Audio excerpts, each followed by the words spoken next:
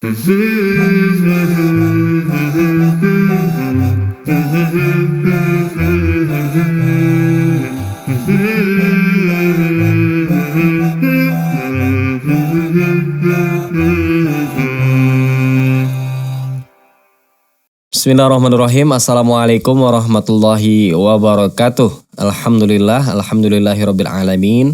Wassalatu wassalamu ala rasulillahi amma ba'du. Sahabat keluarga muslim, kembali lagi kita di program Halo Ustadz. Ada pertanyaan, insya Allah ada jawabannya.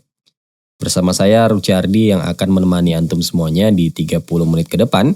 Yang nantinya kita akan membahas 3 pembahasan atau 3 pertanyaan dengan para narasumber kita. Yang insya Allah sudah sangat fakir dalam keilmuannya insya Allah. Nah, pembahasan kita ini tentunya seputar pertanyaan yang akan kita bahas dari sudut pandang agama ya. Sahabat keluarga muslim, sebelum kita membahas pertanyaannya satu persatu, saya ingin menyapa terlebih dahulu apa kabarnya hari ini. Semoga senantiasa dalam keadaan sehat walafiat dan tentu saja segala aktivitas kita itu memudahkan kita atau tidak menghalangi kita untuk beribadah kepada Allah SWT. Dalam hal ini tentu saja ibadah yang wajib, sholat wajib ya, dan ibadah-ibadah sunnah lainnya. Ya, di segmen pertama nanti kita akan membahas tentang transaksi jual beli teman-teman.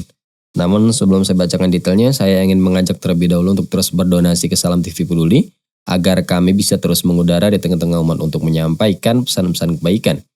Dan tidak lupa saya ingin mengajak juga untuk bergabung di program Halo Ustadz dengan cara chat ke nomor WhatsApp 085296671046. Apabila antum semuanya memiliki pertanyaan dan memerlukan jawaban dari sudut pandang agama, silakan tanyakan langsung.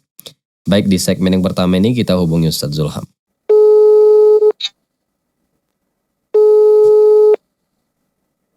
Halo Ustadz, Assalamualaikum. Waalaikumsalam warahmatullahi wabarakatuh. Ustadz, penjual berbohong terkait berapa modal usahanya agar mendapatkan iba dari konsumen. Bagaimana hukumnya Ustaz? Mohon pencerahannya. Ma'asyiral muslimin wal muslimat rahimani wa rahmakumullah. Nabi sallallahu alaihi wasallam bersabda, "Al-bay'ani bil khiyar ma lam yatafarraqa." 2 orang penjual dan pembeli itu mereka punya pilihan, membeli atau menjual atau tidak jadi, selagi mereka belum berpisah. Kemudian Nabi Shallallahu Alaihi Wasallam menjelaskan, fa'in sadaqa wa bayyana burika lahuma fi bai'ihima. Jika kedua-duanya pembeli maupun penjual mereka jujur dan menjelaskan, gak ada unsur kebohongan di dalamnya, maka Allah Subhanahu Wa Taala memberkahi jual beli mereka. Ini keutamaan kalau kita jujur pedagang ataupun pembeli, karena terkadang pembeli pun berbohong. Ya, gak ada uang saya Pak, cuma inilah uang saya, cuma 10.000, padahal di kantongnya ada 100.000 rupiah, maka dia berbohong di sini. Maka penjual dan pembeli apabila mereka jujur, maka mereka mendapatkan keberkahan dari jual beli keduanya. Tapi sebaliknya kata Nabi Shallallahu Alaihi Wasallam, wa in kadaba wa katama muhiqat barakatu bai'ihima. Tapi kalau mereka kedua-duanya ini ataupun salah satunya itu berbohong dan menyembunyikan, ya, maka Allah Subhanahu Wa Taala mencabut keberkahan jual beli keduanya. Maka di sini ma'asyiral muslimin wal muslimat rahimani wa rahmakumullah, seorang penjual yang dia berbohong untuk mendapatkan iba dari pembeli atau agar dagangannya itu laku, maka dia pertama mendapatkan dosa. Karena Nabi mengatakan iyyakum wal kadhiba, jauhilah sifat berbohong, berdusta. Maka dusta ini merupakan sebuah dosa. Kemudian yang kedua, ya, akan hilanglah keberkahan jual belinya. Ya, meskipun jual beli mereka itu sah, tidak batal, tapi si penjual ini karena dia berbohong, maka hilanglah berkah daripada jual beli tersebut. Contohnya bagaimana kejujuran Nabi Muhammad SAW dalam berjual beli, sehingga para pembeli senang kepada Nabi SAW. Sehingga Khadijah yang merupakan pemilik harta yang Nabi dagangkan itu sangat senang kepada Nabi SAW karena kejujuran beliau dalam berniaga. Maka contohnya Nabi Muhammad SAW. Nah, begitu pula kita pembeli harus juga perhatikan. Ya, terkadang ya pembeli ini juga ya berbohong dalam ketika hendak membeli suatu barang. Ketika dikatakan oleh penjual ini harganya 50.000, uang saya cuma sekian Pak, cuma 10.000, nggak ada ongkos saya pulang, padahal masih banyak uang dia lagi. Dia berbohong demi untuk mendapatkan barang yang dia inginkan. Maka dua-duanya mendapatkan Kalau berbohong mendapatkan dosa dan hilanglah keberkahan jual beli keduanya. Maka disinilah kita harus berusaha untuk jujur, terutama para penjual.